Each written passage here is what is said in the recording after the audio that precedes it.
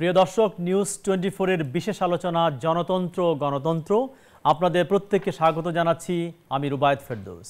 আজ আমরা কথা বলবো বাজেট কার লাভ কার ক্ষতি। প্রিয় দর্শক, এই বিষয়ে কথা বলবার জন্য চারজন আলোচক আমাদের আমন্ত্রণে এই স্টুডিওতে যোগ দিয়েছেন। আসুন প্রথমে তাদের সঙ্গে পরিচিত হই। আমার ডান দিকে আছেন কমরেড খালিকুজ্জামান, সাধারণ সম্পাদক, বাংলাদেশ সমাজতান্ত্রিক দল বাসদ। আছেন অধ্যাপক ডক্টর শামসুল আলম, উপদেষ্টা ক্যাব। আমার বাঁ দিকে আছেন এম এ মান্নান, অর্থ ও পরিকল্পনা প্রতিমন্ত্রী। আছেন রাশেদ আল মাহমুদ তিতুমির, অধ্যাপক, ঢাকা বিশ্ববিদ্যালয়। প্রিয় দর্শক, আজকের আলোচকদের সঙ্গে আপনারা পরিচিত হলেন। আমরা আলোচনায় যাব। প্রথমে রাশেদ আল মাহমুদ তিতুমির, আপনি যদি বলেন আপনার দৃষ্টিতে এই গতকালকের যে বাজেট হলো তার মূল বৈশিষ্ট্য কি, আসলে এই প্রবণতাটা কি? আসলে আমাদের অর্থমন্ত্রী ইংরেজি সাহিত্যের লোক, তো তিনি তার বাজেট বক্তৃতায় এক জায়গায় রবার্ট ফ্রস্টের দুটো লাইন উল্লেখ করেছেন। উল্লেখ করার সময় উনি উল্লেখ করছেন যে মেনি মাইলস টু গো, কিন্তু মুশকিল হচ্ছে যে রবার্ট ফ্রস্টের আর একটা কবিতা আছে, দি রোড নট টেকেন। তাহলে সেখানে বলা হচ্ছে যে দুটো রাস্তা আছে, কোন রাস্তায় যাব? তার মানে উনি ঠিক রাস্তায় যাননি, যে রাস্তাটা নেওয়া দরকার ছিল সেই রাস্তায় যাননি। তাহলে হচ্ছে যে ওই যে পুরনো যে কবিতাটা, ওই কবিতাটার যে নাম, শিরোনাম, সেটা হচ্ছে যে ইন এ স্নোই ইভিনিং। তা আমাদের বাংলাদেশ আসলে ওই রকম একটা পরিস্থিতির মধ্যে আছে।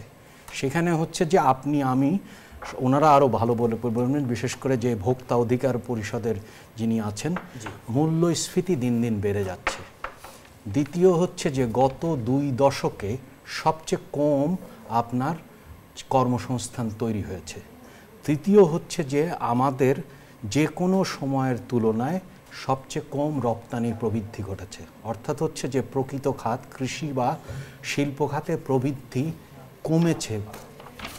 চতুর্থ বিষয়টা আমরা সবাই জানি যে প্রতিষ্ঠানগুলো ভেঙে যাচ্ছে, যার নগ্ন প্রকাশ আমরা লক্ষ্য করি আর্থিক খাতসমূহে। তার মানে হচ্ছে যে এই রকম একটা পরিস্থিতিতে আমরা আগে বলতাম হচ্ছে প্রাতিষ্ঠানিক ভঙ্গুরতা, এখন আমাদেরকে শব্দ খুঁজতে হচ্ছে, খুঁজে বলতে হচ্ছে যে এটা আসলে এক ধরনের কাঠামোগত অসুখে পরিণত হয়েছে।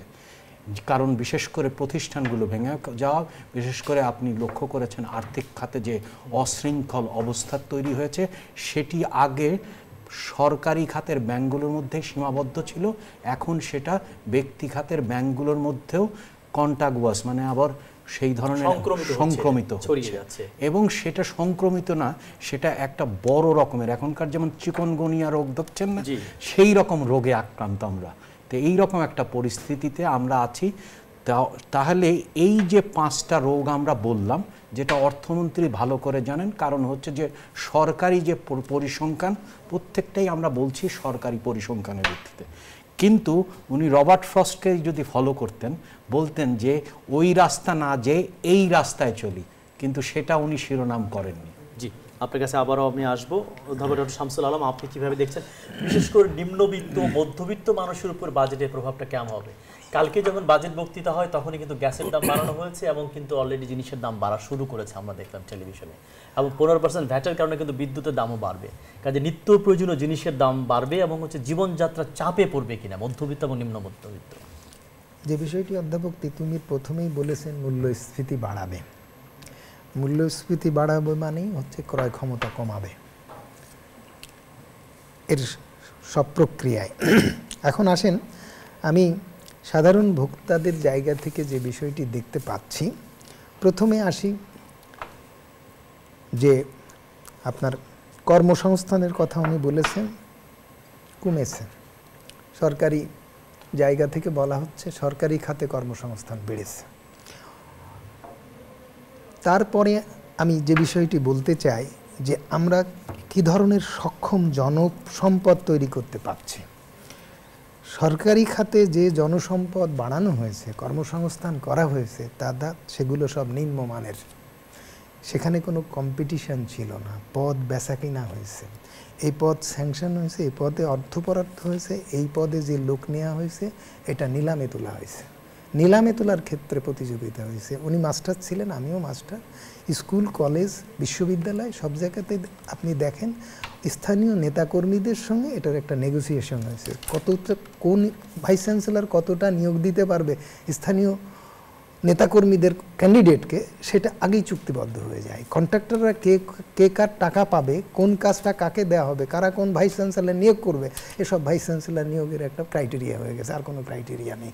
এই যে জায়গাগুলো, এসব ব্যাপারগুলো আসলে জাতীয় পর্যায়ে ওই যে তৈতুমী সাহেবদের মতো যারা খুব উঁচু মানের ইন্টেলেকচুয়ালরা এসব অ্যাড্রেস করেন না।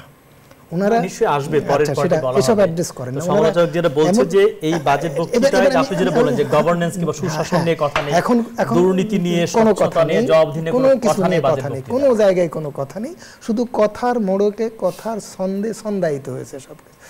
প্রধান আমাদের অর্থমন্ত্রী, উনি যে প্রথম দিয়ে বলেছেন ইংরাজি সাহিত্যের ছাত্র, উনি সাহিত্যিক এবং পাশাপাশি উনি এত বেশি কনফিডেন্ট, লোকে বলে তার সঙ্গে কথা বলা যায় না। প্রতিমন্ত্রীর সঙ্গে সব কথা বলা যায়, কিন্তু তার সঙ্গে কোনো কথা বলা যায় না। যে কারণে আমি ওনার সঙ্গে আরও কয়েকটা অনুষ্ঠানে আমার কথা হয়েছে। উনি কথা বলেন, কথা শোনেন, আর অর্থমন্ত্রী কথা বলেন, কথা শোনেন না, এবং এই কথাটা সবার অভিযোগ, তার সঙ্গে নাকি কথা বলা যায় না। তো যিনি জনপ্রতিনিধি, জনগণ যদি তার সঙ্গে কথা না বলতে পারে, তাহলে প্রথমত এই কথা হচ্ছে উনি যে যা বাজেটে যা যা বলেছে, আমি আমার খাতটা নিয়ে পরে বলবো। তো এইভাবে আমরা কর্মসংস্থান তৈরি করেছি, কর্মসংস্থানের ব্যাপারটি এই দাঁড়ালো। তারপরে তো পেশাদার, আপনি বলতে চাচ্ছেন অযোগ্য, অদক্ষ এবং দুর্নীতিবাজ লোকদেরকে নিয়ে, মানে অযোগ্য অদক্ষ লোককে নিয়ে আসছি, এবং সেই লোকগুলো নিয়োগের ক্ষেত্রে যে পয়সা লেনদেন হয়েছে তাদেরকে কর্মসংস্থানের জন্য আমি এখানকে কর দিচ্ছি, সেই করের টাকা এই ধরনের লোক দিয়ে পুরা প্রশাসনটাকে সাজানো হচ্ছে। এই প্রশাসন পরবর্তীতে যখন যাবে তারা এই প্রক্রিয়াই চালাবে। তার মানে আমি পুরো অন্ধকারটা দেখছি। বাজেটের টাকাটা আমি আপনার কাছে আসবো। কমরেড খালেকুজ্জামান, আপনারা বলেছেন যে লুটপাট ও দুর্নীতির পৃষ্ঠপোষকে বাজেট, বলেছেন জনগণের কাঁধে করের বোঝা, এবং সেটা সবসময় যেটা বলেন সেই গতানুগতিক কথা যে গরিব মারার বাজেট, এবং 5 তারিখে আপনারা বিক্ষোভ রেখেছেন। তো এর মাঝে যে আসলে কি নতুনত্ব, কি আপনাদের প্রতিক্রিয়াও কিন্তু একটা প্যাটার্নে দাঁড়িয়ে গেছে, নতুন প্রতিক্রিয়া জানাতে পারছেন না? এটা প্রতি বছরই বাজেটে যে প্রতিক্রিয়া হয়, মানুষের জীবনে যে এক ধরনের বোঝা এসে চাপে, ফলে প্রত্যেকবার সেই কথাগুলি আবার বারবার বলতে হয়। কারণ এই যে আপনাদের কিছু এই বিকালের দিকেই আপনারা দেখিয়েছেন ভোক্তারা বাজারে যারা গিয়েছিল তাদের রিয়াকশান কি, এবং এর মধ্যে বোধহয় আমি 15-20 জনকে প্রশ্ন করেছিল, এর মধ্যে একজন লোক পাওয়া যায় নাই যিনি বলছেন, যদিও আজকে বোধহয় একটা হয়েছিল প্রেস কনফারেন্স ওনারা করেছেন, এটা ভালো দিক, কারণ তারপর একটা সাংবাদিকদের ডেকে এটা প্রেস কনফারেন্স তারা করেছেন। কিন্তু প্রশ্ন হলো যে ওখানে যে কথাগুলি বলছেন, বাজারের মানুষ যে কথাগুলি বলতেছে, প্রত্যেকটা লোক সাক্ষাৎ দিচ্ছে, বলছে যে প্রতিদিনই তো দাম বাড়ছে এবং এই দাম বাড়ার কোনো যুক্তি নেই, এবং বাজেট আসলে বাজেটটা একটা ভীতির ব্যাপার হয়েছে মানুষের সামনে। তো ফলে মানুষের প্রতিক্রিয়া, এটা যে আমরা বলছেন যে বাজেটের মধ্য দিয়ে তার প্রথম হলো পারসেপশন শুধু না, এখন বাস্তবে প্রতিদিন নিত্যদিন মানুষের জীবনটা অসহনীয় হয়ে উঠছে, এটা একটা দিক। আমি এর আগে 2-1 পয়েন্ট একটু বলি, এর আগে আমরা বহুবার বলছি যে বাজেট তৈরির যে প্রক্রিয়া, কারণ ওনারা নিজেরা বলছেন যে আমরা একটা গণতান্ত্রিক সরকার, গণতান্ত্রিক শাসন চাই, কিন্তু বাজেট গঠন প্রক্রিয়াটা আমলাতান্ত্রিক এবং আরোপিত। ফলে এইটা এই দেশের কোনো সময়ই এটা একটা নিচ থেকে জনগণের চাহিদা, জনগণের মতামত এবং তার বিশেষ দাবি, তার পরিপ্রেক্ষিতে উপরের দিকে উঠে তারপর আবার যাবে, সেই প্রক্রিয়াটি হয় না। মানে বাজেট প্রণয়ন প্রক্রিয়াটাই গণতান্ত্রিক হয় না। আমরা যাবো একটা দর্শক আছে, ফোনটি নিয়ে আলোচনায় আসবো। হ্যালো, কে বলছেন? পরিচয় দিয়ে প্রশ্নটি করুন। আচ্ছা জি বলুন। হ্যালো, আসসালামু আলাইকুম। হ্যাঁ শুনতে পাচ্ছি। আমি চট্টগ্রাম থেকে বলছি। আচ্ছা, ওই যে ব্যাংকে যে এফডিআর রাখলে ওখান থেকে যে আবগারি শুল্ক 50% কেটে নেবে বলছে, ওইটা কি গ্রাহক লাভবান হবে নাকি ক্ষতি হবে? জি, আমার মনে হয় খুব ভালো প্রশ্ন এটা। আমি মনে হয় যে মাননীয় মন্ত্রী যদি উত্তরটি দেন, ব্যাংকের যে ব্যাপারটা, যে আমানত রাখতে বলা হচ্ছে এখানে আবগারি শুল্ক কাটা হবে, ব্যাংক পরিচালনার মাসুল কাটা হবে, এটিএম ব্যবহার করলে তার একটা পরিচালনা টাকা কাটা হবে, ফলে আমানতটাই কমে যাবে কিনা এই আশঙ্কা অনেকের। ধন্যবাদ। এই আশঙ্কাটা আছে, আমরা শুনেছি এটা, কিন্তু একটা জিনিস বলা উচিত, এই যে আবগারি এটা কিন্তু ছিল, নতুন নয়, বরঞ্চ আমরা এটা ইমপ্রুভ করেছি কল্যাণের দিক থেকে বিবেচনা করে। আগে কিন্তু সকল অ্যাকাউন্টের উপরে 500 টাকা বছরে কাটা হতো, অনেক আমরা জানতাম না যে কবে কোনটা কাটা হচ্ছে, উনিও হয়তো জানতেন না। এইবার আমরা যে বাইরে নিয়ে এসেছি, ওপেনলি বাজেটের অংশ করে সবাইকে জানিয়ে দিয়েছি, এবং আমরা করেছি কি 1 লক্ষ পর্যন্ত, 100,000 টাকা পর্যন্ত আমরা বলছি জিরো, 500 টাকাও না যেটা আগে ছিল। এবং আপনাকে আমি একটা বিনয়ের সঙ্গে বলি, ডক্টর তুমি রেখে করবি কিনা, আমার ধারণা, আমার মোটামুটি এক্সপিরিয়েন্স থেকে, বাংলাদেশের যদি ব্যাংক অ্যাকাউন্ট আছে 80% 1 লাখের নিচে, কি আর বেশি হতে পারে। তার মানে কি আমাদের এই কাজের ফলে 80% যারা স্মল সেভার্স তারা কিন্তু বাইরে।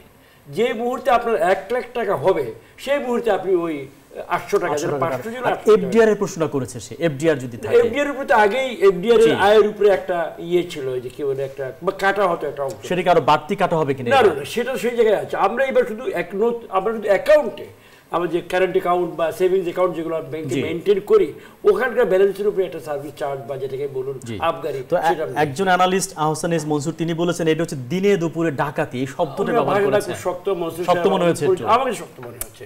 উনি জ্ঞানী মানুষ, উনি পিআরআই এর এক্সিকিউটিভ ডিরেক্টর, ভালো জানেন, অবশ্যই আমি সেদিকে যাচ্ছি না, কিন্তু উনি একটু, আমি মনসুর ভাইয়ের সঙ্গে বিনয়ের সঙ্গে বলছি, আমি তার এক্সপ্রেশনের সঙ্গে একমত নই। কমরেড বলছিলেন যে প্রথম প্রক্রিয়াটা গণতান্ত্রিক, সেটা বলছে এটা গণতান্ত্রিক নয়, এবং যেটা আমি বিশদ ব্যাখ্যার দরকার নেই। আরেকটা হলো যে আমরা এই বাজেটের প্রক্রিয়া, সম্রাট আকবরের সময় ফসলি সনের বাজেট, ব্রিটিশের 1860 সাল থেকে তার যে বাজেট, এবং পাকিস্তান আমলের যে বাজেট, বাংলাদেশের বাজেট, এখানে শ্রেণী উদ্দেশ্য এবং দৃষ্টিভঙ্গির তেমন কোনো পার্থক্য পরিলক্ষিত হয় না। তার মধ্যে পার্থক্য শুধু রঙের এবং সময়ের।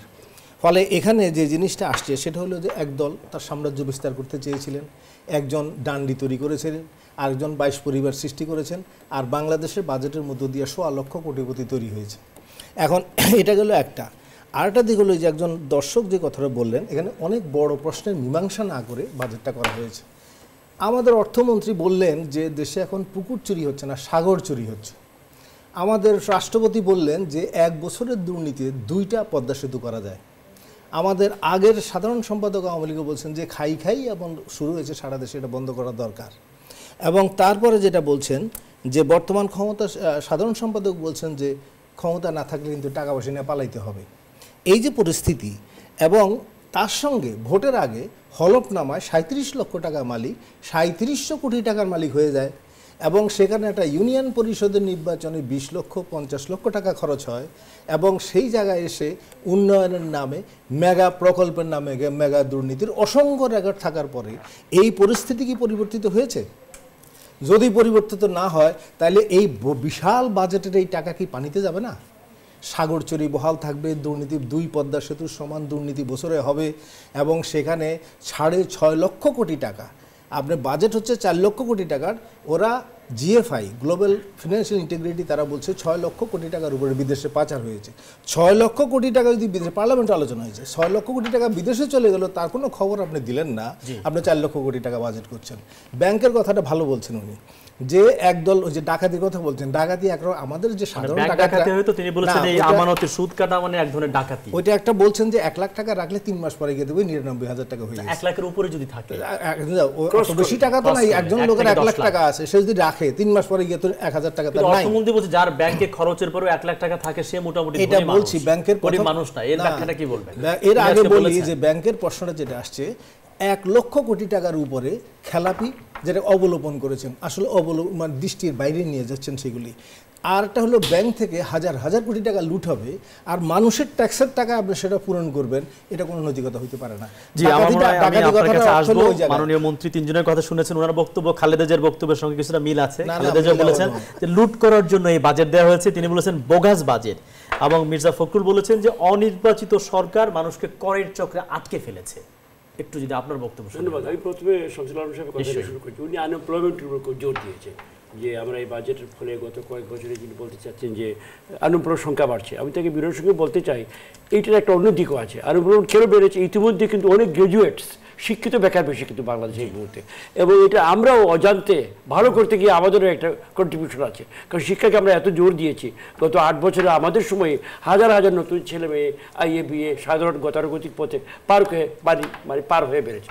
এখন ধরা পড়ার পরে আমরা গতি পরিবর্তন করছি, আমরা স্কিলের দিকে যাচ্ছি। সুতরাং আরেকটা দ্বিতীয় যেটা ভয়ঙ্কর কথা তিনি বললেন যে এগুলো বিক্রি হয়েছে, বেচা বিক্রি হয়েছে চাকরি, আমি তার সঙ্গে একমত নই, কারণ প্রতিটা চাকরি সরকারি আমরা বাধ্য এর ইন্টারভিউ পরীক্ষা রিটেন না হয়, নিজের পক্ষে মৌখিক যদি চতুর্থ শ্রেণী হয় সকল, তাহলে মৌখিক নেই, বাকিগুলো রিটেন পরীক্ষা নেওয়া হয়। প্রক্রিয়ার মধ্যে অথবা হায়ার পরীক্ষা হলে পিএসসির মাধ্যমে একটা কমিশন ইন্ডিপেন্ডেন্ট। সুতরাং যে তিনি ঢালাভাবে বললেন যে এটা যা বিক্রি হয়েছে, আমি তার সঙ্গে একমত নই। আর এমপ্লয়মেন্ট তো বললামই, ক্রিয়েট আমরাই এটা করেছি, এটা একটা ডিফিকাল্টিজ অফ আওয়ার অ্যাচিভমেন্টের একটা অন্য দিকে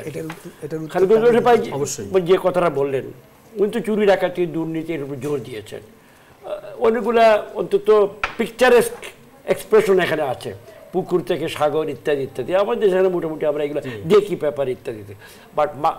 বাট বাস্তব কথা শেষে একটা কথাই বলেছেন, জনগণের অর্থ নিয়ে আমরা এই চোর ডাকাতি করে দিচ্ছি। জনগণের অর্থ ঠিকই, সম্পত্তিটাও তো মানে জনগণের।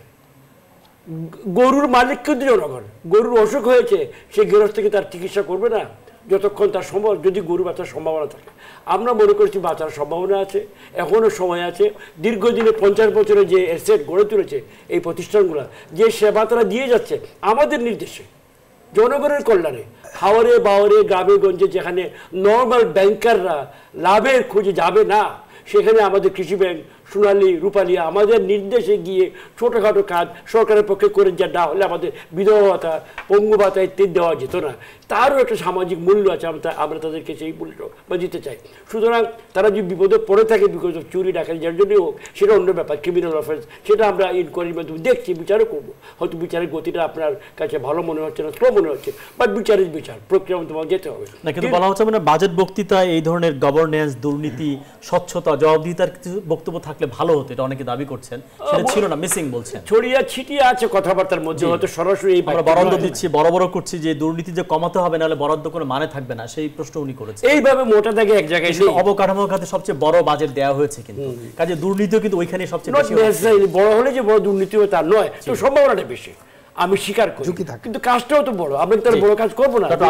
এই প্রশ্নে জবাব দিতে আমি মাননীয় মন্ত্রীর যেহেতু এই সেক্টরের সঙ্গে, সে বিশেষত শিক্ষা সেক্টরের সঙ্গে আমি জড়িত, আমি রিসেন্টলি এক পাবলিক ইউনিভার্সিটির এক্সটার্নাল মেম্বারের পদ থেকে সিলেকশন কমিটি থেকে পদত্যাগ করে এসেছি। সেখানে বাধ্য করা হয়েছে যে সব ক্যান্ডিডেট সিলেকশন পায়নি তাদেরকে সিলেকশন কমিটি দিয়ে নিয়োগ দেওয়াতে আমি সেখানে পদত্যাগ করে এসেছি। আমি নিজে তার উইটনেস। আপনি যদি প্রমাণ চান আমি আপনাকে দেব।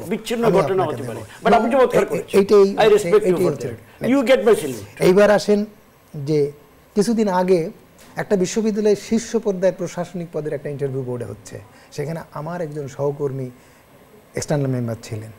তাকে আমি শুধু বলেছিলাম যে এই ক্যান্ডিডেটটা হচ্ছে কিনা, তার যোগ্যতা সাপেক্ষে বাদ দেওয়া হচ্ছে কিনা, যোগ্যতার মানদণ্ডে এইটা শুধু তুমি জেনে আমাকে জানাবে। সে ইন্টারভিউ বোর্ড থেকে বেরিয়ে বললেন 5টা শীর্ষ পর্যায়ে প্রশাসনিক পদে নিয়োগ দেওয়া হয়েছে, 5 জনের পেছনে 7 জন 8 জন করে তদবিরকারক ছিল, রাষ্ট্রের শীর্ষ পর্যায়ের রাজনৈতিক ব্যক্তিত্ব ছিলেন, এবং কার ক্যান্ডিডেট কিভাবে নেওয়া হবে ভাইস চ্যান্সেলর তালিকা দিয়েছেন, এবং সেই তালিকা অনুযায়ী বাজেট আলোচনার সঙ্গে এটি কিভাবে প্রাসঙ্গিক? প্রাসঙ্গিক। আপনি কর্মসংস্থান করছেন, কর্মসংস্থান করার মধ্যে দিয়ে সরকারি খাতে, আমি তার পরেরটুকু আসবো, কর্মসংস্থান সরকারি খাত এবং বেসরকারি খাতে হতে হবে। সরকারি খাতে কর্মসংস্থান বেড়েছে, সেখানে বাজেট বেড়েছে। আজকে দেখা যাচ্ছে 22% বেতন ভাতা বাবদ দেওয়া হচ্ছে এই ট্যাক্সের টাকা দিয়ে। 22% দিয়ে যেসব সম্পদ আমরা আনছি, জনসম্পদ, প্রশাসনের সঙ্গে, শিক্ষার সঙ্গে, স্বাস্থ্যের সঙ্গে, সর্বক্ষেত্রে যে জনসম্পদ আমরা আনছি, এই 22% অর্থ দিয়ে এর আগে ডাবল বেতন করে তাদের স্বরূপটা কি, তাদের পরে প্রশাসন নির্ভর করছে। আমি সেই কথাটা ইন্ডিকেট করছি, সেই সুদূর ভবিষ্যতের দিকে তাকিয়ে, সেটা এখন অদূর ভবিষ্যতে আসছে। আরেকটা জিনিস আমি বলিনি, এইবার আসেন বেসরকারি খাতে। বেসরকারি খাতে একটা দর্শক আছে, প্রশ্নটা নিয়ে তারপরে ফিরছি। হ্যালো, কে বলছেন? পরিচয় দিয়ে প্রশ্নটি করুন। হ্যালো, হ্যালো, আমি ঢাকা থেকে দেলোয়ার বলছি। জি, আমি ঢাকা থেকে দেলোয়ার বলছিলাম। হ্যাঁ দেলোয়ার ভাই বলুন, প্রশ্নটি কি?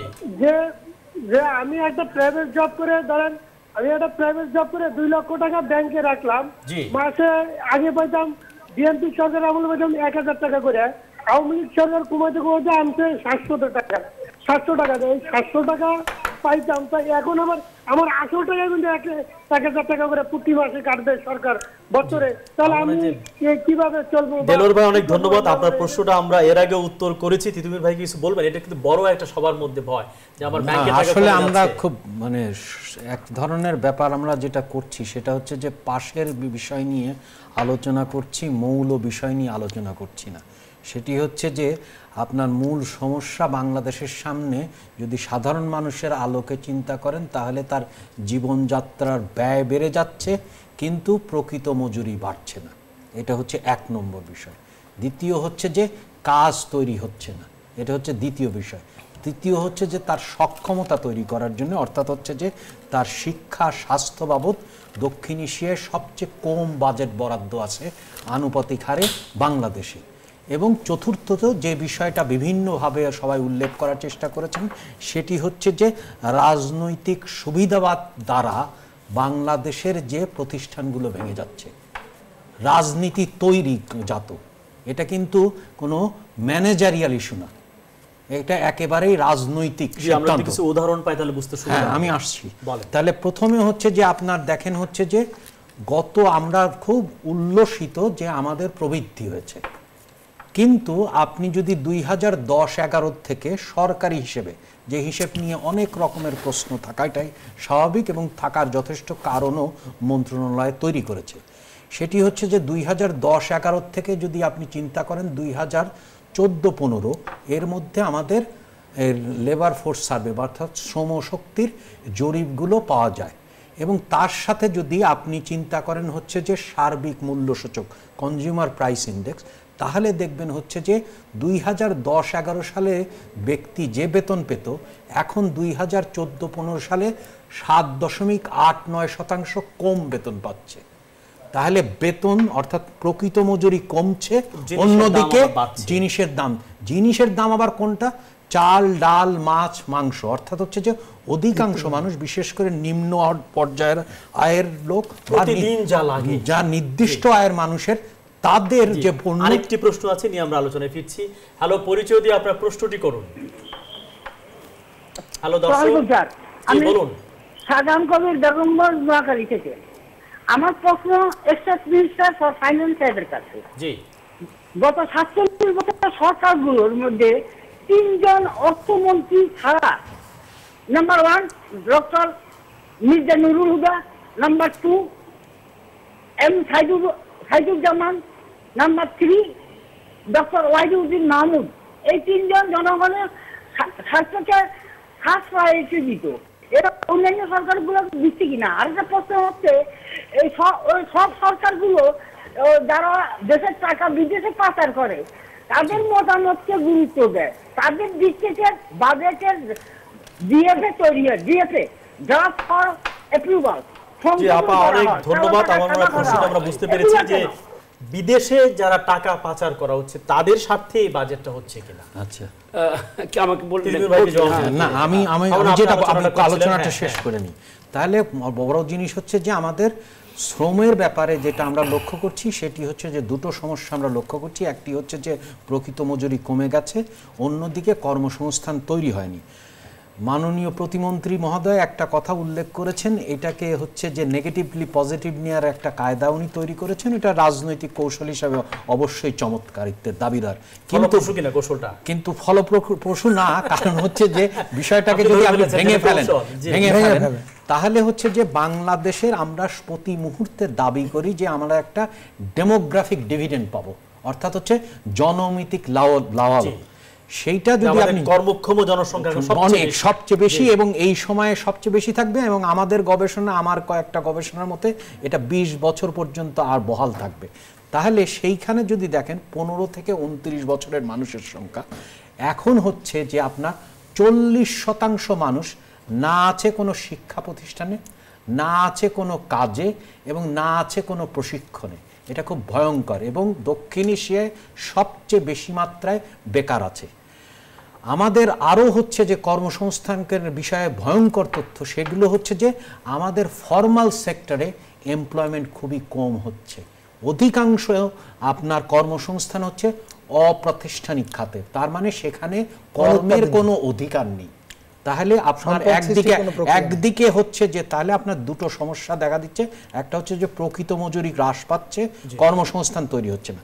অন্যদিকে আসেন পুঁজি, কারণ অর্থনৈতিক কর্মকাণ্ড থাকলেই তো কর্মসংস্থান তৈরি হবে। সেটার পুঁজির ক্ষেত্রে যদি আপনি তিনটা বিষয় দেখেন, তাহলে প্রথম বিষয় হচ্ছে যে মোট দেশজ উৎপাদনের তুলনায় ব্যক্তি খাতের বিনিয়োগ বেশ অনেক বছর ধরে আপনার স্থবির আছে। দ্বিতীয় হচ্ছে যে আপনার অন্য একটা পুঁজি ঠিক না, কিন্তু ভোগ ব্যয় তৈরি করতো, সেটি হচ্ছে অভিবাসী আয়, সেটা আপনার 16.9% কমেছে। এবং আপনার রপ্তানি আয় 3.9% আপনার প্রবৃদ্ধি, যেটা সর্বকালের সর্বনিম্ন গতিতে আছে। তার মানে হচ্ছে যে আমরা যেটাকে বলি সেটা হচ্ছে যে উৎপাদন সক্ষমতা বাড়েনি। আমরা একটা প্রশ্ন নিয়ে বিরতিতে যে আপনার উত্তর শুনবো। আমরা যে বুঝতে পেরেছি প্রবাসী আয় আমাদের ঊর্ধ্বগতি করতে হবে, রপ্তানি আয়কে আমাদের দুই না আমাদের উৎপাদন সক্ষমতা বাড়ছে না। জি, না হলে তা নাহলে কাজ করো কাজ অবশ্যই। তো দর্শকদের প্রশ্ন আমরা নিচ্ছি, যদি পরিচয় দিয়ে প্রশ্নটি করুন। হ্যালো, জি আসসালামু আলাইকুম। জি ওয়ালাইকুম আসসালাম। জনতন্ত্র গণতন্ত্রে যোগ দেওয়ার জন্য আপনাকে ধন্যবাদ। পরিচয় দিয়ে প্রশ্নটি করুন। মহোদয়ের কাছে যে একটু আমার প্রশ্ন ছিল যে আমরা যে আজকের ব্যাংকে টাকা রাখতে ভয় পাচ্ছি, জি, এর কারণ কি ওই নিজস্ব অর্থায়নে পদ্মা সেতু? আচ্ছা, অন্য কোনো কারণ আছে কিনা এই প্রশ্নের উত্তর আমরা দিব, কিন্তু উত্তর শোনার জন্য আপনাকে আমাদের সঙ্গে থাকতে হবে। আমরা একটা বিরতিতে নিচ্ছি। প্রিয় দর্শক, আমাদের সঙ্গে থাকুন। জনতন্ত্র গণতন্ত্রে একটু পরে আমরা ফিরে আসছি। কথা বলছিলাম বাজেট, কার লাভ কার ক্ষতি। সঙ্গে থাকুন, ফিরছি এখনই।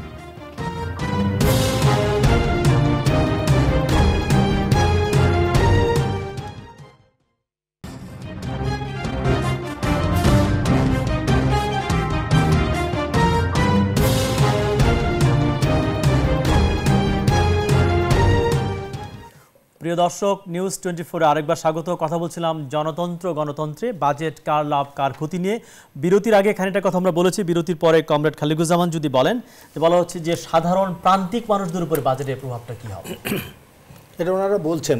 জি, এখন বিশেষ করে আমাদের এখানে বেকার যে সংখ্যাটা, এটা নিয়েও একটা বিভ্রান্তি আছে। যেমন ওই যে 15 বছর থেকে উপরে ওদের উনি বললেন কাজ লেখাপড়া, সেটা 4.5 কোটি, কিন্তু আমাদের হিসাবে বেকার এখানে বলা হচ্ছে এনে হলো 26 লাখ বেকারের সংখ্যা আমাদের দেখানো হচ্ছে। তাহলে এখন এই পরিসংখ্যানেরও কোনো আগামাথা নাই। এক একটা বাংলাদেশ ব্যুরো অফ স্ট্যাটিস্টিক্সের পরিসংখ্যান, আবার মন্ত্রণালয়ের পরিসংখ্যান, বিশ্বব্যাংকের পরিসংখ্যান, এগুলি মিলানো যায় না। এগুলো ওনারা তো ভালো জানবেন। সমস্যাটা হয়েছে এই জায়গায়, সেটা হলো একজনকে বলছে যে সামনে গেলে তুমি দেখবা একটা পুকুর এবং তার পাশেই দেখবা একটা বন আছে ওখানে। তো ওই লোক গিয়ে বলতেছে পুকুর তো দেখি না, কিন্তু সব মাটি দেখতেছি। বলছে সেটা খালি চোখে দেখবা না, তুমি পরিসংখ্যান দেখো। তো পরিসংখ্যান আছে কিনা, এইজন্য জোকস আছে মিথ্যা 3 প্রকার আছে, মিথ্যা, ডাহা মিথ্যা এবং পরিসংখ্যান। তো এখন এইটা যে বিষয়টা আসছে, এই জন্যই আমরা এই যে আলোচনাটা আসছে যে প্রান্তিক জনগোষ্ঠী, যে প্রান্তিক বলতে তাদের উপর প্রভাবটা কি হবে, সেখানে তাদের উপর প্রভাব হচ্ছে যে তার উপরে বোঝার উপরে শাকের আটি। বোঝাটা কি ছিল? বোঝাটা হচ্ছে তার আয় নাই, এবং তার সঙ্গে যা আয় আছে সেটা জীবন ধারণে তার উপায় নাই। শাকের আটিটা কি হলো এখন? শাকের আটিটা হলো এই যে বাড়তি ভ্যাট না, শুধু ভ্যাট তো তারা দিবে, কিন্তু তার প্রভাবটা এটা বলছেন যে যারা বেশি আয় করবে, কিন্তু বেশি এটা এরকম না যে এরা কম্পার্টমেন্ট করা আছে। এই আয়ের সঙ্গে, এই বাণিজ্যের সঙ্গে দর্শক আছেন, ফোন নিয়ে আমরা আলোচনা আসছি। হ্যালো, কে বলছেন? পরিচয় দিয়ে প্রশ্নটি করুন। জি আসসালামু আলাইকুম, আমি বগুড়া বাড়ি মোহাম্মদ আব্দুল মান্নান। জি, আরেকজন মান্নান এখানে আছেন, মন্ত্রী বলেন, আপনি প্রশ্নটি বলুন। এলজিডির প্রথম শ্রেণীর ঠিকাদার। জি জি, আমার প্রশ্ন হচ্ছে যে এখন অর্থমন্ত্রী বাজেটে ঘোষণা করছে যে 15% ভ্যাট যোগ হবে, কিন্তু আমার যে রানিং ওয়ার্ক চলতেছে জুনের, এটা এই ওয়ার্কের সঙ্গে কি জুনের পরে ভ্যাট যোগ হবে নাকি এর জন্য আগামী নতুন টেন্ডারে যোগ হবে? জি, আমার মনে হয় প্রশ্নটা আমরা বুঝেছি। উনি বলছেন চলমান প্রকল্পে যোগ হবে নাকি পরের থেকে যোগ হবে। এটা 1 জুলাই থেকে পাস যদি হয়, এটা এখন এটা পাস হয়নি, প্রস্তাব আকারে আছে। আমাদের মহান জাতীয় সংসদ যদি পাস হয়ে যায় 1 জুলাই থেকে কার্যকর হবে। আগে তো আমরা বলেছি এটা ঘোষণা। সুতরাং 1 জুলাইয়ের থেকে যে বিলগুলো পেমেন্ট শুরু হবে সেখানে এটা শুরু হয়ে যাবে, পরিষ্কার। কমরেড শেষ করেন যদি। যে কথাটা আসছে সেটা হলো যে প্রান্তিক জনগণ তো বহুভাবে নির্যাতিত হয় এবং তার মৌলিক গণতান্ত্রিক অধিকারগুলিতে সেটা লঙ্ঘিত হয় এবং তার যে চাহিদা পূরণের ক্ষেত্রে সেটা দিনে দিনে সেটা অনেক কমে আসে ইত্যাদিগুলি আছে। যেমন এখন ধরেন খাদ্য, সারা দুনিয়ায় দাম কম, আন্তর্জাতিক বাজারে মূল্য কম, তাহলে এখানে দাম বাড়ছে কীভাবে? তাহলে বাজারে মনিটরিং নেয়। আমি ওই 15% ভ্যাটের যে কথাটা আসছে, বাজারটা এত অনিয়ন্ত্রিত, সেখানে কি হবে সেটা বোঝানোর জন্য বলছি। এখন ভোজ্য তেল চাহিদা 15 লাখ টন, আমদানি যা হয় আমাদের সেটা মিলে বাজার $600 যে টাকা হিসাবে আসে 65 টাকা। আমি তো 80, 90, 100, 110 উঠে যায়। এবং এর মধ্যে যেগুলি আছে যে ছোলা বলেন, পেঁয়াজ বলেন, মটর, এগুলো হিসাব দেওয়া দরকার জানা আছে সবার। তাহলে আন্তর্জাতিক বাজারের দাম কত, সিএনএফে কত আমাদের খরচ পড়ে, তার ব্যবসায়িক মুনাফা কত, আর বাজারে কত, এবং সেটা পাইকারি কত, খুচরাতে কত, এই বিষয়গুলি নিয়ন্ত্রণ করার ক্ষমতা যাদের নাই এবং এইটা এমনভাবে উঠানামা করতে থাকে, সেটার মধ্য দিয়ে মুষ্টিময় হয়তো 5টা 10টা বাজেটে বলছে যে বাজারের উপর মনিটরিংটা নাই, না বাজার আর প্রান্তিক, ভেরি রাইট। এখানে মোটা দাগে যদি দেখি, প্রান্তিক জনগণ বলতে যারা বিনিয়োগ করে তাদের অবস্থা কি হয়েছে আমাদের সময়ে দারিদ্র্যের হার কি কমে নাই? তিনি অস্বীকার করতে পারবেন পরিসংখ্যাগত। ওকে, আরেকটা মানে যদি আমি বলি মজুরির কথা বলি, প্রশ্ন উঠেছে। কৃষি শ্রমিকের মজুরি 9 সালে যখন আমরা ক্ষমতায় আসি গড়ে 2 থেকে 300 ছিল।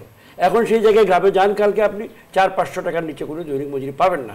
তার মানে গত 8 বছরে আমাদের সময় প্রায় 2.5 গুণ বৃদ্ধি হয়েছে। ওকে, শহুরের শ্রমিক যদি আপনি আসেন রিক্সা পুলার, অথবা আপনি গার্মেন্টস শ্রমিক সেক্টর আপনি যান, রিক্সা পুলার এখন 2009 সালে খালেকুজ্জামান ভাই যখন রিক্সা হাত দিয়েছে 20 টাকা, সেইটা এখন 80 টাকা দিচ্ছে। কথাই বলতে পারবো না। I can challenge him, number 1। Number 2, garments শ্রমিক যখন আমরা ক্ষমতায় আসি 2009 সালে 3000 ছিল, সেইটাকে আমরা 9000-এ টেনে তুলে এনেছি, 3 টাইম মোর। তাহলে খালেকুজ্জামান সাহেব যে বললেন যে আমাদের প্রান্তিক জনগণ যারা মানে মজুরি নিয়ে খায়, তাদের ব্যাপারে আমাদের সময় কি পরিবর্তনটা হয়েছে, মোটা দাগে সংখ্যা আমি ওনাকে বললাম, এগুলো উনি চ্যালেঞ্জ করতে পারবে না। তবে যদি গভীরে গিয়ে অন্যান্য বিচার বিবেচনা উনি নিয়ে আসে, যেগুলো আছে উনি বলছে এলুড করেছে, সেখানে আমি জবাব দিতে পারবো না। কারণ আমি একটা অবকাঠামোর মধ্যে কাজ করছি, সেই অবকাঠামো হাত না দিয়ে তিনি বাজার নিয়ন্ত্রণের কথা বলছেন। How can you do it? সেই বড় আমরা একটা পুঁজিবাদী অবকাঠামো কাজ করছি, সে সঙ্গে হয়তো উনি একমত নন, আমি একমত কিনা সেটা কোনো প্রশ্ন নয়। বাস্তব হলো যে আমরা এর আওতায় কাজ করছি, সেই আওতায় থেকে আমরা কোনো বাজার নিয়ন্ত্রণ করতে পারবো না, কেউ পারেনি কোথাও। হ্যাঁ, দুটো বিষয় নিয়ে আসলে মন্ত্রী মহোদয়ের পরিষ্কার করা দরকার। প্রথম হচ্ছে যে প্রকৃত মজুরি কমেছে, সেটি হচ্ছে বাংলাদেশ পরিসংখ্যান ব্যুরোর হিসেব। সেটা আপনি মানবেন কি মানবেন না, আমরা তো অনেক সংশয় প্রকাশ করছি, কিন্তু আপনার পক্ষে না মানাটা খুব মুশকিল, কারণ সেটি আপনারই মন্ত্রণালয়ের আওতাধীন প্রতিষ্ঠান। দ্বিতীয় বিষয় হচ্ছে যে দারিদ্র্য কমেছে, কিন্তু দারিদ্র্য কমার হার কমে গেছে। সাথে সাথে হচ্ছে যে আপনার আর অনেক বেশি পরিমাণে বৈষম্য বেড়েছে। এবং তারপরে কিছুক্ষণ আগে আপনি যে কথাটা বললেন, উল্লেখ করলেন, সেটি হচ্ছে যে বাংলাদেশে বর্তমানে তার মানে হচ্ছে যে প্রকৃত মজুরি কমেছে, কর্মসংস্থান তৈরি হয়নি। কেন হয়নি? কারণ হচ্ছে যে অর্থনৈতিক কর্মকাণ্ড বাড়ছে না, কারণ বিনিয়োগ বাড়ছে না। তার চেয়ে ভয়ঙ্কর বিষয়, যেটা নিয়ে একেবারেই কোনো আলোচনা নাই, কারণ হচ্ছে যে এই বাজেটের সবচেয়ে বড় অভাব হচ্ছে যে কোনো সৃজনশীল চিন্তার কোনো আমরা কোনো প্রতিফলন দেখি, মানে খুব গতানুগতিকও না। এটা হচ্ছে যে কাট অ্যান্ড পেস্ট। কারণ মন্ত্রণালয়গুলোকে বলা হয়েছে যে 4 প্যারা করে পাঠাও, তারা 4 প্যারা পাঠিয়েছে, তারপরে যুক্ত করা হয়েছে। এটাই হচ্ছে যে নরমাল, যেটার মৌলিক বিষয় কমরেড খালেকুজ্জামান উল্লেখ করেছেন। আসলে বাজেটটা যে রাজনৈতিক দলিল, সেটা রাজনৈতিক দলিল না হয়ে সেটা হয়ে গেছে একটা ব্যুরোক্রেটিক এক্সারসাইজ। সেটা বিষয় না। আমি যে প্রসঙ্গে আপনার যাচ্ছিলাম, সেটি হচ্ছে যে বাংলাদেশে দিন দিন আমরা একমুখিতায় পড়ছি। সেটা রাজনীতিতে একমুখিতা, সেটা মানে কি, মানেটা কি দেখুন, খেয়াল করেন আপনি হচ্ছে যে 1990 সালে মোট রপ্তানির কত শতাংশ আপনার গার্মেন্টস ছিল, আর এখন কত? এখন 82%। তার মানে এক পণ্যের উপরে নির্ভরশীলতা বেড়ে যাচ্ছে। ঠিক একই কায়দা হয়েছে কৃষিতেও। আমরা বহুমুখীকরণের স্লোগান দিচ্ছি, কিন্তু সেটা না। আমরা ঢাক ঢোল পিটিয়ে বলছি যে ডিজিটাল বাংলাদেশ, কিন্তু যখন আমি রপ্তানি আয়ের পরিসংখ্যান দেখি, তখন দেখি হচ্ছে $100 মিলিয়ন ছাড়াইনি। তার মানে হচ্ছে যে আমরা এই পর্যন্ত বিশ্বে প্রতিযোগিতায় টিকে থাকার মতো সক্ষম পণ্য তৈরি করতে পারছি। জি, আরেকজন দর্শক আছে, আমরা প্রশ্ন নিয়ে আলোচনায় ফিরছি। হ্যালো, কে বলছেন? পরিচয় দিয়ে প্রশ্নটি করুন। স্যার রাসেল বলতেছিলাম পান্তপুর থেকে। জি বলুন স্যার। সকালে আমি মিনিস্টার সাহেবের একটা ইন্টারভিউ দেখলাম টিভিতে। উনি বিভিন্ন সেক্টরকে অনেক ডেভেলপ হয়েছে, ইনকাম অনেক ভালো হচ্ছে এই মনে করে ট্যাক্স বসানোর পক্ষে একটা মতবাদ দিয়েছেন। জি, প্রশ্নটা কি আপনার? যারা আমরা যারা নন গভর্নমেন্ট সেক্টরে জব করি তাদের ওয়ার্কিং এনভায়রনমেন্ট সম্পর্কে, প্রভিডেন্ট ফান্ড এবং গ্র্যাচুইটি এবং এমপ্লয়াররা আমাদেরকে ঠিকঠাক ভাবে সুযোগ সুবিধাগুলো দিচ্ছে কিনা এই ব্যাপারে সরকারের কোনো স্টেপ বা কোনো ধরনের আমরা তো দেখি নাই। ট্যাক্সের ব্যাপারে এখন কেন আমাদের উপর চাপিয়ে দেওয়া হচ্ছে এবং গভর্নমেন্ট সার্ভিস হোল্ডারদেরকে বেতন বাড়ানোর জন্য। অনেক ধন্যবাদ, প্রশ্নটি আমরা পেয়েছি, আপনি উত্তরটি শুনুন। নাম্বার 1, আগে উনার প্রশ্নতে আসছে। অবশ্যই আমাদের যে দরিদ্রের প্রকৃত অবস্থা বলছেন যে ভালো হয়নি, নেগেটিভ হয়েছে বলছেন। না না, আমি তো বলি কমেছে, কিন্তু কমার হার কমে যাচ্ছে। যে ইয়েটা অ্যাক্সেলারেশনটা কিন্তু অ্যাবসলিউট টার্মে বেড়েছে, মানে উন্নতি হয়েছে, স্লোতে হয়েছে গতিটা। না, আপনি তো আসলে আপনি পরিসংখ্যান চিন্তা করবেন আনুপাতিক হার। না ঠিক আছে, এন্ড রেজাল্টটা কি? গোড়াই বাড়ানোর মধ্যে গোড়াই বাড়ছে। এন্ড রেজাল্টটা কি? ভালো পুষ্টি হয় না আমাদের, এটা হয়েছে। বৈষম্য মারাত্মক প্রশ্ন আমাদের দেশে। ইয়েস, আমরা we are serious to this issue. তবে উনারাই তোমাদের পড়ান ক্লাসে উন্নয়নশীলে যখন রাস্তায় আপনি চলবেন, কার্ভটা জিডি কোএফিসিয়েন্টে ওনারা শিখান। উঠবার সময় বাইরে বাইরে উপরে উঠতে হবে, ওখানে উঠবেন, তারপর নিচে নামবেন। সেটা পুরনো এটা এখন আর কেউ মানছে না। প্যারাডাইম শিফট হয়ে গেছে, প্যারাডাইম শিফট হয়ে গেছে। নো, টেক্সট বই চেঞ্জ করেন নি এখন। আপনি আগে আপনি সমস্ত হিসাব নিকেশ বলতেন মোট দেশজ উৎপাদন, আর এখন সবসময় বলেন টেকসই উন্নয়ন কৌশল, তাই না? আপনি তো প্রতিদিন দরিদ্রদের জন্য আরো আমাদের দেখেন, কেউ কোনোদিন এই দেশে চিন্তা করেছিল যে নানা ধরনের 150টা ভাতা সরাসরি transfer, direct transfer of cash from central government to this people, আমরা এটা 150টা করেছি। এর কি কোনো ইম্প্যাক্ট নাই বাজারে? আপনি অস্বীকার করবেন? রাস্তাঘাট নির্মাণ, গরিবের কাছে হাত বাড়িয়ে দেওয়া, যে গরিবটা গ্রামে বিচ্ছিন্ন অবস্থায় ছিল তাকে আমি বিদ্যুৎ দিচ্ছি, গোটা আলোকিত করছি, সোলার দিচ্ছি, গোড়া আলোকিত করছি। সেই গরিবের যেখানে যাওয়ার জন্য কালভার্ট, সাঁকো ভেঙে আমরা বলছি সাঁকো চাই না বাংলাদেশে। দিস ইজ দ্য ডিক্লারেশন, সাঁকোবিহীন বাংলাদেশ চাই। আমরা সাঁকো ভেঙে ছোটো ছোটো পুল কালভার্ট নির্মাণ করছি। সকল আমাদের গ্রামে যারা আছেন নাগরিক, তাদেরকে আমরা সম্মান দিচ্ছি, সম্মান দিয়ে তাদের কাছে আমরা হাত বাড়িয়ে যাচ্ছি। সেবা দিতে গেলে তো আগে যেতে হবে। এখানে বসে আমি দিনরাত যদি খালি সেবা করি এবং নানা গবেষণা করি, উইথ ডিউ রেসপেক্ট টু আর গবেষণা, অফকোর্স এর মূল্য আছে, কিন্তু কাছে রুগীর কাছে গিয়ে দাঁড়িয়ে থাকে মাথায় হাত দিয়ে এক জিনিস, আর দূর থেকে তার সম্বন্ধে চিন্তা করে অন্য জিনিস। We are doing that. আমরা প্র্যাকটিক্যাল রাজনীতি করি, আমরা we are not Professor's or teachers like that.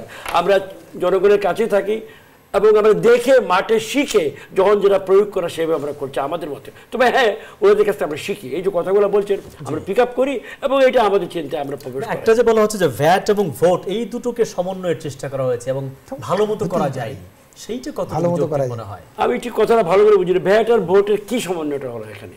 এই পেপারে আমি কথাটা বলেছি, বাট আমি না, এখানে একটা ভদ্রলোক একটা প্রশ্ন করেছেন যে নন গভর্নমেন্টের জন্য কোনো ভেরি ইম্পর্টেন্ট থাকবে কিনা। হ্যাঁ, দেখেন আমরা এখানে একটা দ্বিধার মধ্যে আছি। নন গভর্নমেন্ট সেক্টরটা থেকে আমরা হাত দিতে চাই না, কারণ সুশাসনের প্রশ্ন, গভর্নেন্সের প্রশ্ন, they are govern by the own rules and regulation. এবং এইটাও তো সত্য যে নন গভর্নমেন্ট সেক্টরের কম্পারেবল জায়গায় বেশি বেতন ভাতা পাওয়া যায় দেন গভর্নমেন্ট সেক্টর, এটা স্বীকার করা হয়েছে মোটামুটি। আমি একটা বিষয় মাননীয় মন্ত্রীর দৃষ্টি আকর্ষণ করছি, সেটি হচ্ছে যে প্রশ্নকর্তার প্রশ্ন যদি আমি বুঝে থাকি, তাহলে হচ্ছে যে আপনার কর্মসংস্থানের অধিকার অর্থাৎ স্ট্যাটিউটরি রাইটস নিয়ে উনি বলেছেন।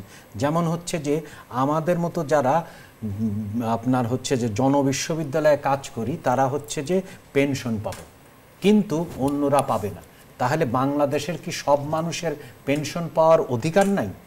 দ্বিতীয় প্রশ্ন হচ্ছে যে আমার বাচ্চা পড়বে হচ্ছে যে 8 ক্লাসে প্রাথমিক বিদ্যালয় শিখবে, আর ব্রাকের বাচ্চা 3 বছর পরে প্রাথমিক বিদ্যালয় শেষ করবে, এবং তারপরে আপনি বলবেন যে আমরা প্রাথমিক শিক্ষায় অনেক বাচ্চাকে নিয়ে এসেছি।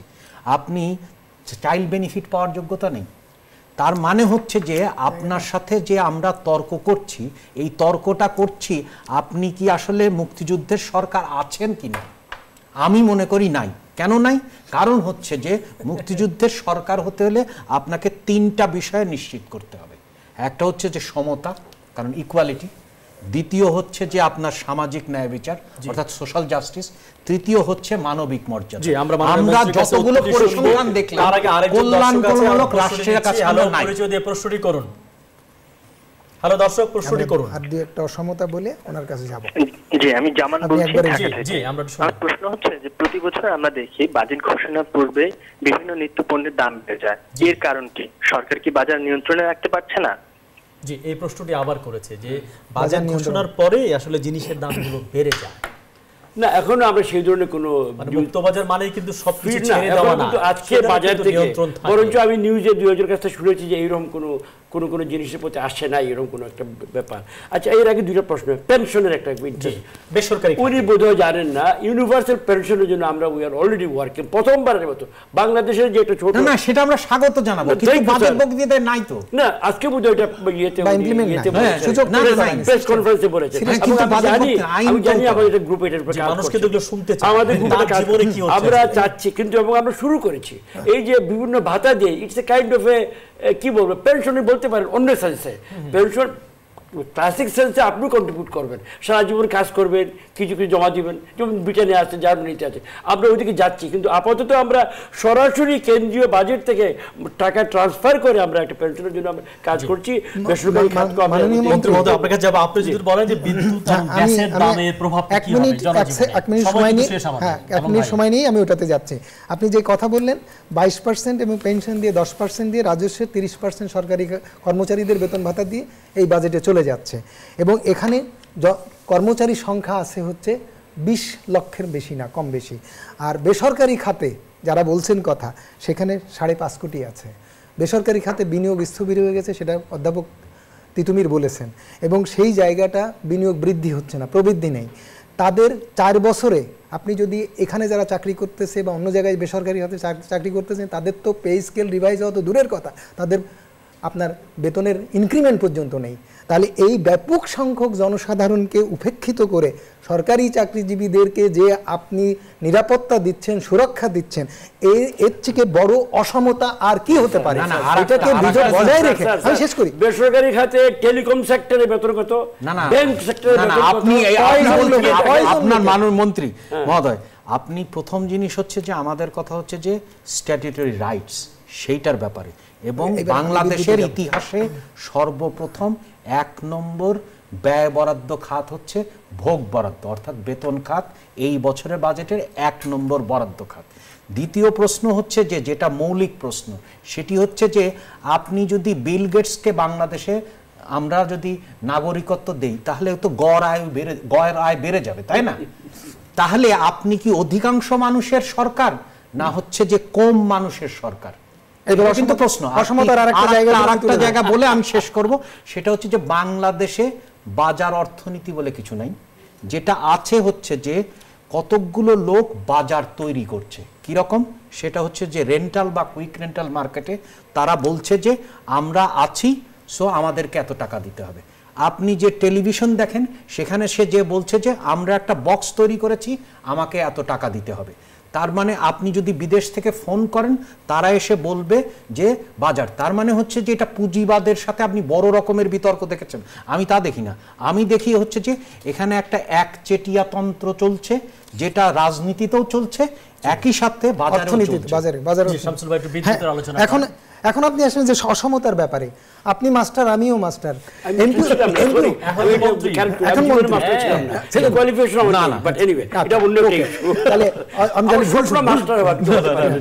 এখন আসেন যে শিক্ষকদের ব্যাপারে, বেসরকারি খাতে অর্থাৎ এমপিওভুক্ত যারা শিক্ষকতা করছেন, তারা গ্র্যাচুইটি সার্ভিস বেনিফিট চাকরির শেষে যাওয়ার পরে যেটুকু টাকাটা পায়, 4 বছর 5 বছর চলে যায়, তাদের সে টাকাটা গভর্নমেন্ট ওই খাতে বাজেট নাই বা অর্থ নাই, সাফিসিয়েন্ট নাই বলে দেয় না। আর সরকারি খাতে যারা চাকরি করেন, তাদের কি ধরনের সুযোগ সুবিধা দেওয়া হয় বা কি পেনশন পায়, কি বেতন পায়, সে কথা আমি বললাম না। এই জীবনের প্রান্ত সীমায় পৌঁছিয়ে, শেষ সময় পৌঁছে, মৃত্যুর দ্বার পৌঁছায় যে শিক্ষককে এইভাবে রাখে, সেই বাজেট কি আমি বলতে পারি যে জনগণের বাজেট? সেভাবে কি আমি বলতে পারি?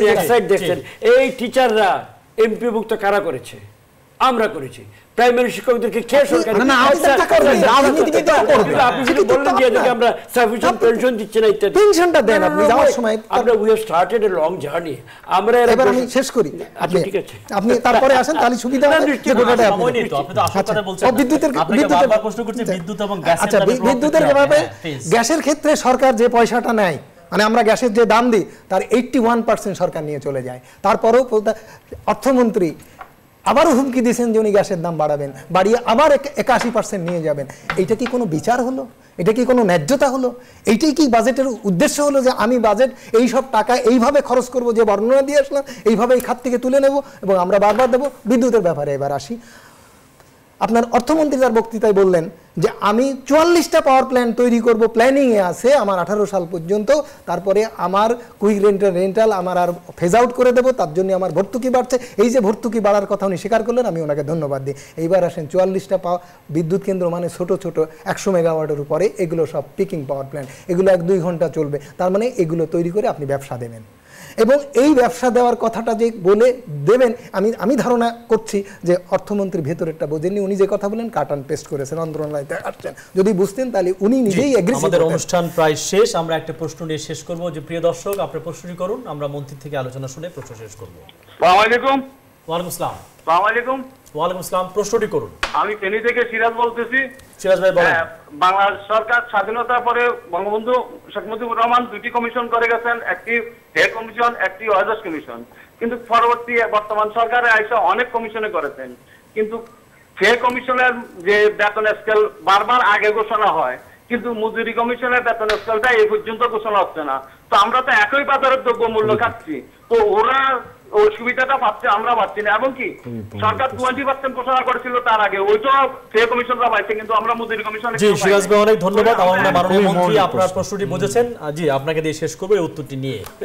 এটা মৌলিক প্রশ্ন। মজুরি কমিশন, না মজুরি কমিশনের মধ্যে আমার ধারণাটা কোটা পরিষ্কার, আমি স্বীকার করব, এটা আমি দেখে আসছি না, এটা শ্রম মন্ত্রণালয়ের সঙ্গে সম্পৃক্ত। আমরা যেটা করেছি, মজুরি কমিশনের যে কাজটা করার কথা, মজুরি সম্বন্ধে ন্যায় বিচার করা ইত্যাদি, আমরা তো বড় সেক্টরের মজুরদের জন্য বা আমাদের মজুর ভাই যারা আছে, শ্রমিক যারা আছে, তাদের বেতন ভাতা আমরা এই সেক্টরের যারা কর্তা তাদের সঙ্গে আলোচনা করে দীর্ঘদিন নিয়ে আমরা একটা সম্মানজনক পর্যায়ে মনে করি, নট সাফিসিয়েন্ট। এখনো জায়গা আছে। আপনার পে এন্ড সার্ভিসেস কমিশনের পরে কিন্তু মজুরি কমিশন কদের রোয়েদাদ দেওয়ার কথা, কিন্তু সেটা দেয়নি। হয়তো দেবে, এটা কিন্তু সেই মজুরি একটা কমিশনের কাজটা বলে আপনাকে এটা বলতে দিল। পে কমিশনে আপনারা যেটা মজুরি নির্ধারণ করেছেন সর্বনিম্ন, সেটা প্রায় 14,500 টাকা, 8,500 টাকা সব মিলে 14,500 টাকা। তাহলে মজুরি কমিশনটা সেটা করলেন না কেন? তাহলে মজুরি এখানে আপনার এলাকায় একজন চা বাগানের শ্রমিক কত শেষ করব। জি তো এখন আসার কথা শুনান আমাদের সবাই। মজুরি কমিশন দ্রুত বাস্তবায়ন করবেন। দেশ তো আগামী যাচ্ছে, খুব আশাবাদী। এই যে ইকুয়ালিটির প্রশ্ন এখানে শেষ, I think for now settled. We are looking for equality, not equality.